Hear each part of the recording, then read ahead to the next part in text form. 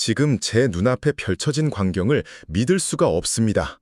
CNN 기자의 다급한 목소리가 전 세계로 타전되는 순간 평택 하늘에는 정적이 흐릅니다. 4만 명의 노조가 승리를 확신하며 45조 원을 외치던 그때 이재용 회장은 단 한마디로 판을 뒤집어버린 겁니다.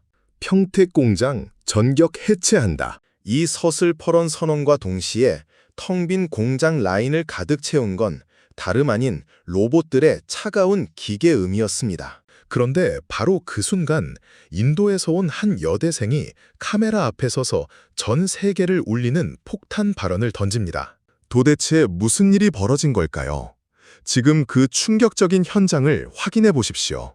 여러분의 좋아요와 구독은 우리나라의 감동적인 사연을 해외까지 전달하는 가장 강력한 수단이 됩니다. 대한민국의 자부심과 국격을 높이는 이 역사적인 걸음에 함께해 주시길 부탁드립니다. 오늘의 사연 시작하겠습니다. 저는 강태수입니다. 이 평택 땅에 반도체 공장 초석을 놓을 때부터 지금까지 30년 세월을 오직 이 라인에만 바친 사람입니다. 제 손마디를 보면 굳은 살이 박혀 있고 손등에는 반도체 세정액에 데인 흉터가 가득합니다. 하지만 저는 이 상처들이 부끄럽지 않습니다. 우리가 만든 이 작은 칩 하나가 대한민국의 자존심이 되고 전 세계가 우리를 우러러보게 만드는 원동력이 됐으니까요. 그런데 지금 제가 평생을 바쳐 지켜온 이 공장 정문 앞이 아수라장입니다. 붉은 조끼를 입고 붉은 띠를 머리에 두른 4만 명의 인파가 스피커 볼륨을 높이며 고함을 지르고 있습니다. 성과급 45조 원 쟁취하자. 이재용은 무릎 꿇고 사죄하라. 고막을 찢는 듯한 소음 속에 제가 아끼던 후배들도 섞여 있습니다. 불과 며칠 전까지만 해도 라인에서 땀 흘리며 기술을 논하던 그들이 이제는 저를 적대적인 눈빛으로 쳐다봅니다. 강 선배님, 아직도 정신 못 차렸어요? 회사가 우리 피를 빨아먹는데 왜 가만히 있냐고요? 3년 전 제가 직접 면접을 보고 뽑았던 영석이가 제 앞을 막아서며 으름장을 놓습니다. 저는 아무 말도 하지 못하고 그저 영석이의 손에 들린 쇠파이프와 붉은 깃발을 바라봅니다. 가슴이 무너져 내립니다. 우리가 밤잠 설쳐가며 지켜온 기술이 고작 저들의 욕심을 채울 볼모가 됐다는 사실이 믿기지 않습니다.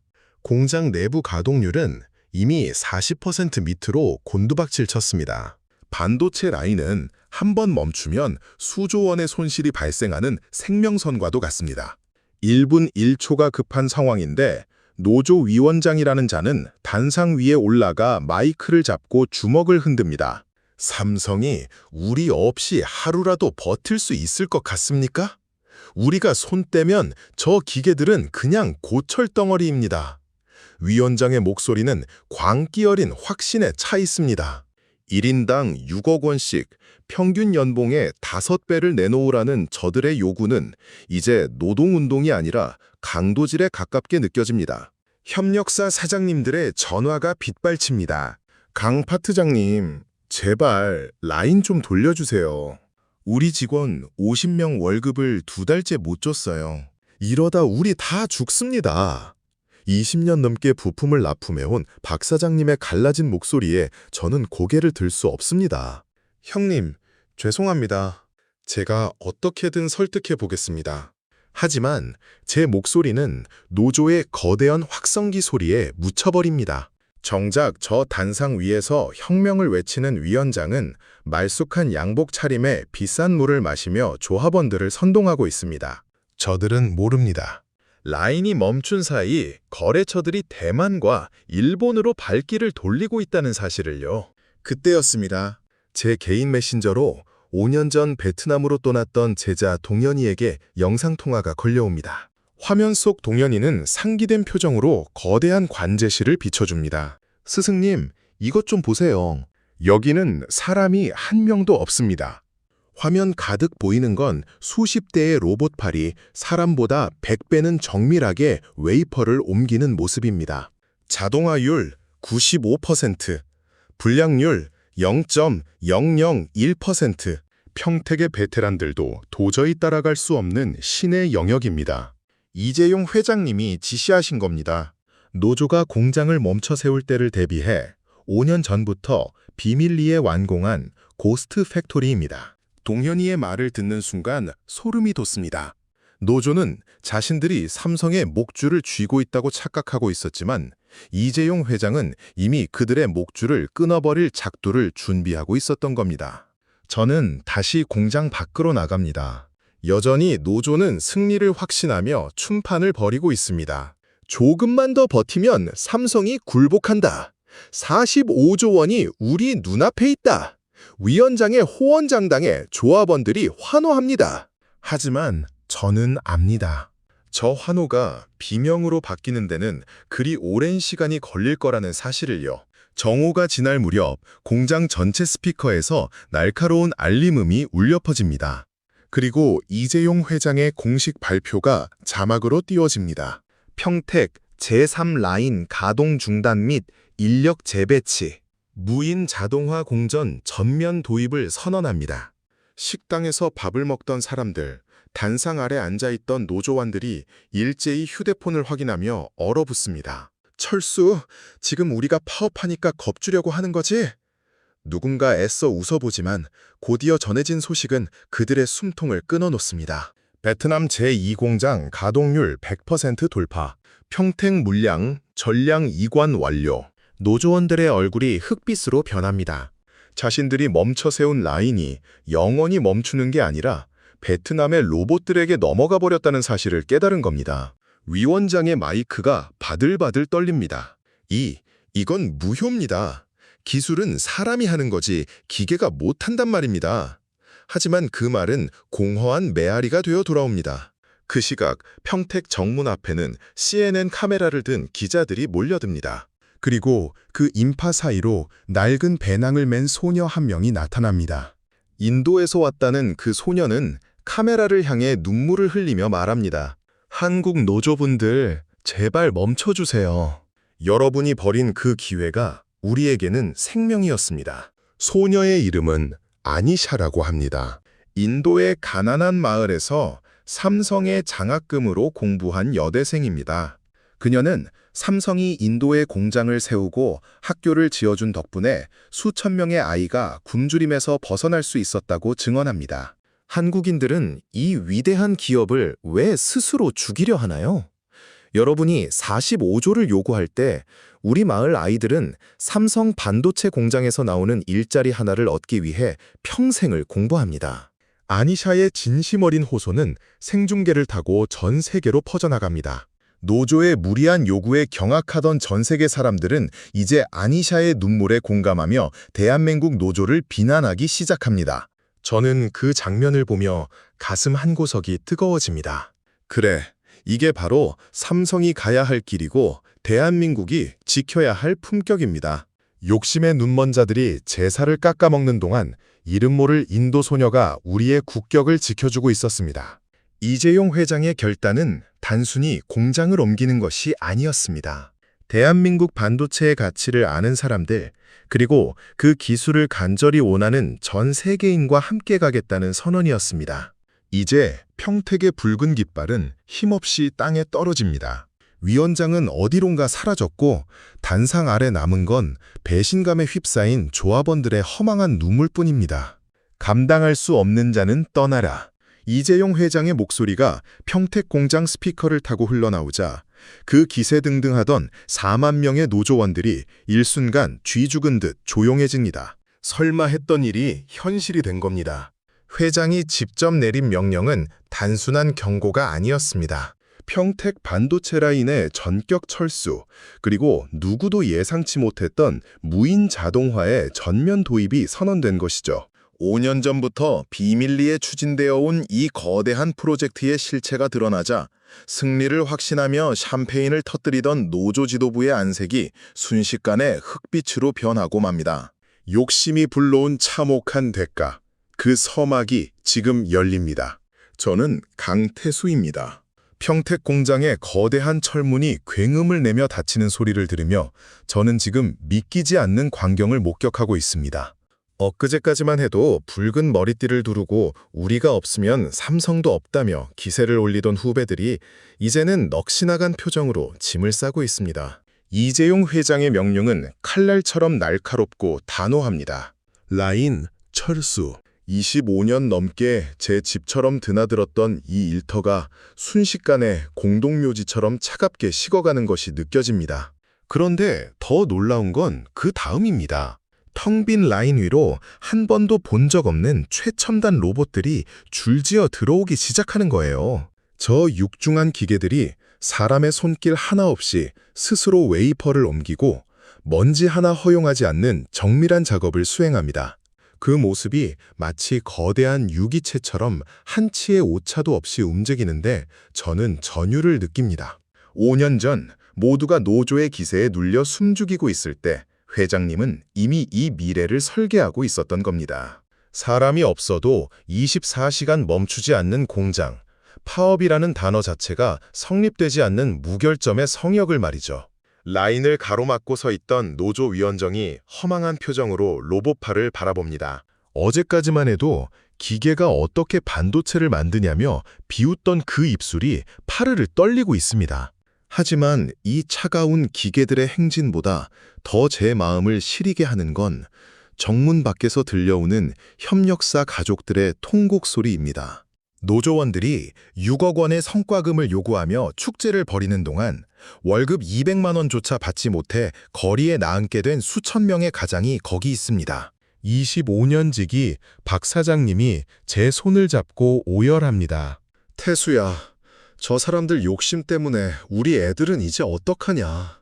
평택이 철수하면 우린 다 굶어 죽는 거야. 그 눈물을 닦아줄 손길조차 이제는 공장에 남아있지 않습니다. 노조 지도부는 여전히 단상 위에서 악을 써보지만 이미 돌아선 민심과 차갑게 식어버린 라인은 대답이 없습니다. 그때였습니다. 공장 내부망에 긴급 영상 하나가 업로드됩니다. 발신인은 다름 아닌 회장실입니다. 화면 속에는 이재용 회장이 베트남 타이응웬 공장에 서 있는 모습이 보입니다. 그런데 그 배경이 충격적입니다. 평택 공장의 2배가 넘는 규모의 라인이 이미 100% 가동되고 있는 겁니다. 평택이 멈춰있는 18일 동안 우리는 단 한 개의 반도체도 늦게 배송하지 않았습니다.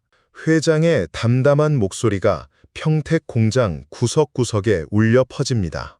노조가 삼성의 목줄을 쥐고 있다고 믿었던 그 18일이 사실은 삼성이 노조라는 낡은 굴레를 완전히 벗어던지는 축제의 시간이었던 겁니다. 조합원들 사이에서 동요가 일어납니다. 뭐라고? 베트남이 다 하고 있었다고? 그럼 우린 진짜 끝난 거야. 누군가 비명을 지르듯 묻지만 대답은 싸늘한 기계음뿐입니다. 위원장은 환급히 단상을 내려와 어디론가 전화를 걸지만 이미 늦었습니다. 회사 측은 파업 가담자 전원에 대한 인사 조치를 단행하고 핵심 공정에서 그들을 영구히 배제한다는 공고를 띄웁니다. 니들 자리는 이제 없다는 말이 현실이 되어 그들의 가슴에 비수처럼 꽂힙니다. 화려했던 붉은 천막들은 이제 흉물스럽게 찢겨 바람에 날리고 그토록 당당하던 투쟁의 구호는 처량한 신음으로 변해갑니다. 저는 텅 빈 제 책상 앞에 앉아 창밖을 봅니다. 정문 앞에는 여전히 기자들이 진을 치고 있습니다. 그런데 저 멀리서 한 동양인 여성이 낡은 배낭을 메고 나타납니다. 인도에서 왔다는 여대생 아니시아입니다. 그녀가 CNN 카메라 앞에서 마이크를 잡는 순간 평택 공장의 모든 눈귀가 그리로 쏠립니다. 아니샤의 목소리는 작지만 단단합니다. 한국의 노조 여러분, 당신들이 벌인 그 일자리가 우리 인도 젊은이들에게는 신이 주신 마지막 희망이었습니다. 그녀의 인터뷰가 시작되자마자 전 세계가 경악하기 시작합니다. 노조가 요구하던 그 45조 원이 얼마나 많은 사람의 생명을 앗아갈 뻔한 욕심이었는지 아니샤의 눈물이 증명하고 있었기 때문입니다. 공장 내부는 로봇들이 내는 미세한 진동음으로 가득 찹니다. 30년 동안 사람의 체온이 머물던 자리를 저 차가운 금속들이 대신하고 있다는 사실이 서글프기도 하지만 저는 압니다. 이건 배신이 아니라 생존을 위한 어쩔 수 없는 선택이었다는 것을요. 회사는 일하고 싶어하는 사람들에게는 최고의 예우를 다했지만 회사를 무너뜨리려는 자들에게는 자비 없는 결단을 내린 겁니다. 이제 라인에는 오직 18일 동안 끝까지 자리를 지킨 소수의 엔지니어만이 남았습니다. 그들의 눈에는 안도감과 슬픔이 교차합니다. 밤이 깊어가지만 평택 공정의 불빛은 베트남 라인과 연결되어 그 어느 때보다 밝게 빛납니다. 사람의 욕심이 멈춘 자리에서 삼성이 5년 동안 준비해온 미래가 비로소 완성되고 있습니다. 정문 밖에서 소란을 피우던 노조원들은 이제 하나둘 힘없이 자리를 떠납니다. 6억 원의 꿈은 신기루처럼 사라졌고 남은 건 무단결근으로 인한 징계와 가압류 통지서뿐입니다. 그들이 마지막까지 믿었던 사람의 힘은 정작 그들이 배신한 기술의 힘 앞에 무력하게 무너졌습니다. 저는 방진복 지퍼를 올리며 로봇들이 가동되는 라인 안으로 천천히 걸어 들어갑니다. 대한민국 반도체의 역사가 오늘 밤 완전히 다시 쓰이고 있습니다. 침묵이 흐르는 공장 안에서 이재용 회장의 결단이 울려 퍼지던 그 순간 정문 밖의 공기는 전혀 다른 이유로 뜨겁게 달아오릅니다. 붉은 조끼를 입은 이들이 우리 아니면 반도체는 끝이라며 비웃음을 날리던 찰나 CNN의 로고가 선명한 중계차가 먼지를 일으키며 멈춰서는군요. 카메라 렌즈가 향한 곳은 단상이 아니라 낡은 배낭을 맨 채 눈물을 훔치고 있는 한 인도 여대생이었습니다. 전 세계 10억 인구가 지켜보는 생중계 화면 속에서 그녀가 입을 떼자 평택 아스팔트 위에 앉아있던 4만 명의 노조원들은 물론 화면 너머 전 세계 시청자들까지 숨을 멈추고 경악하기 시작합니다. 대한민국 반도체가 단순히 돈의 문제가 아니라 누군가에겐 생명 그 자체였다는 사실이 한 소녀의 떨리는 음성을 통해 증명되는 역사적인 반전의 순간이 지금 펼쳐집니다. 저는 강태수입니다. 30년 넘게 이 공장의 기계 소리를 자장가 삼아 살아온 늙은 기술자이지만 오늘처럼 가슴이 벅차오르다 못해 터져나갈 것 같은 날은 없었습니다. 노조 위원장이 태국 파타야에서 칵테일을 즐겼다는 소식에 배신감으로 치를 떨던 후배들이 하나둘 머리띠를 풀고 공장 안을 들여다볼 때 저는 정문 앞에서 벌어지는 기적 같은 광경을 넋을 잃고 바라봅니다. 수십 명의 외신 기자들이 에워싼 가운데 초라한 행색의 한 소녀가 마이크를 잡고 서 있군요. 그녀의 이름은 아니샤, 인도 타잉우엔 지역에서 온 여대생이라고 자기를 소개합니다. 당신들이 멈춰 세운 이 기계들이 우리 마을 아이들에게는 유일한 희망이었습니다. 아니샤의 첫마디가 스피커를 타고 평택 벌판을 울리자 고함을 치던 노조원들의 확성기가 약속이라도 한 듯 침묵에 잠깁니다. 그녀의 눈에선 굵은 눈물이 쉴 새 없이 쏟아집니다. 아니샤는 품 안에서 낡고 해진 사진을 꺼내 카메라에 비춥니다. 그 사진 속에는 삼성의 로고가 선명하게 박힌 인도 현지 공장과 그 앞에서 환하게 웃고 있는 수백 명의 아이가 찍혀 있습니다. 저는 인도에서 가장 가난한 마을에서 태어났습니다. 전기가 들어오지 않아 밤마다 촛불 아래서 공부하던 제게 삼성은 단순히 한국의 기업이 아니라 신이 보내준 구원자였습니다. 삼성이 우리 마을에 반도체 후공정 라인을 세우고 학교를 지어준 덕분에 제 친구들은 굶주림 대신 펜을 잡을 수 있었습니다. 그런데 지금 한국에서 들려오는 소식은 우리를 절망케 했습니다. 1인당 6억 원을 달라며 공장을 멈췄다고요? 당신들이 일하기 싫다며 팽개친 그 일자리가 우리 인도 청년들에게는 목숨을 걸고 얻고 싶은 유일한 구원이었다는 사실을 왜 모릅니까? 아니샤의 절규는 CNN을 타고 실시간으로 전 세계에 타전됩니다. 그녀는 한국 노조원들을 향해 손가락을 가리키며 묻습니다. 6억 원이라는 돈이 얼마나 많은 아이의 생명을 구할 수 있는지 아느냐고요. 배부른 자들이 더 많은 고기를 원하며 식탁을 엎어버리는 동안 지구 반대편에서는 그 식탁에서 떨어지는 땅 부스러기조차 간절히 기다리는 이들이 있다는 사실을 왜 망각하느냐며 오열합니다. 그 순간 평택 공장 정문 옆 대형 전광판에 놀라운 수치가 나타납니다. 베트남 무인 공장의 수율이 100%에 도달했다는 데이터와 함께 전 세계 주요 고객사들의 응원 메시지가 쏟아지기 시작한 겁니다. 우리는 노조의 협박에 굴복하지 않는 삼성의 기술력을 믿는다. 인류의 미래를 지키는 것은 이기적인 집단이 아니라 끊임없이 혁신하는 기업가 정신이다 라는 뉴욕타임스와 블룸버그의 긴급 논평들이 줄을 이어집니다. 저는 떨리는 손으로 휴대폰을 확인합니다. 회사 내부 게시판이 뒤집어졌습니다. 아니샤의 인터뷰를 본 조합원들이 우리가 무슨 짓을 한 거냐며 자책 섞인 댓글을 올리기 시작하더니 급기야 노조 이탈 신청자가 순식간에 2만 명을 넘어섰다는 속보가 뜹니다. 18조 원의 손해를 입히면 이재용 회장이 무릎을 꿇을 줄 알았지만 회장님은 무릎을 꿇는 대신 전 세계 가난한 이들의 손을 잡고 더 높은 곳으로 비상하고 있었던 겁니다. 삼성은 이제 사람의 노동력에 의지하는 기업을 넘어 전 인류에게 혜택을 주는 기술의 성지로 거듭날 것입니다. CNN 기자가 보도를 마무리하며 덧붙인 이 한마디는 대한민국 반도체의 국격을 단번에 성층권 위로 끌어올립니다. 아니샤의 뒤를 이어 또 다른 외국인들이 하나둘 카메라 앞에 섭니다. 베트남에서, 헝가리에서, 그리고 미국 텍사스에서 온 이들이 삼성이 우리 지역사회에 준 선물에 감사한다며 한국 노조의 이기주의를 비판하고 삼성의 결단을 지지하는 성명을 발표합니다. 이것은 단순히 한 기업의 노사 갈등이 아니었습니다. 전 세계가 대한민국이라는 나라의 저력을 확인하고 삼성이 가진 세계 1위 기술의 가치가 얼마나 숭고한 것인지를 깨닫는 거대한 국격의 쇼케이스가 된 것이죠. 저는 공장 안으로 발걸음을 옮깁니다. 어둠 속에 잠겼던 라인에 하나둘 불이 들어오기 시작합니다. 이 불빛은 단순히 전기가 들어온 것이 아닙니다. 기술로 세상을 이롭게 하겠다는 대한민국의 자부심, 그리고 그 진심을 알아준 전 세계의 박수가 만들어낸 승리의 서광입니다. 라인을 지키던 로봇들의 규칙적인 움직임이 마치 장엄한 교향곡처럼 들려옵니다. 이제 누구도 삼성을 흔들 수 없습니다. 아니, 누구도 대한민국 반도체의 위상을 깎아내릴 수 없습니다. 한 소녀의 눈물이 깨워준 이 뜨거운 자긍심이 이제 평택을 넘어 전 세계로 뻗어나가고 있습니다.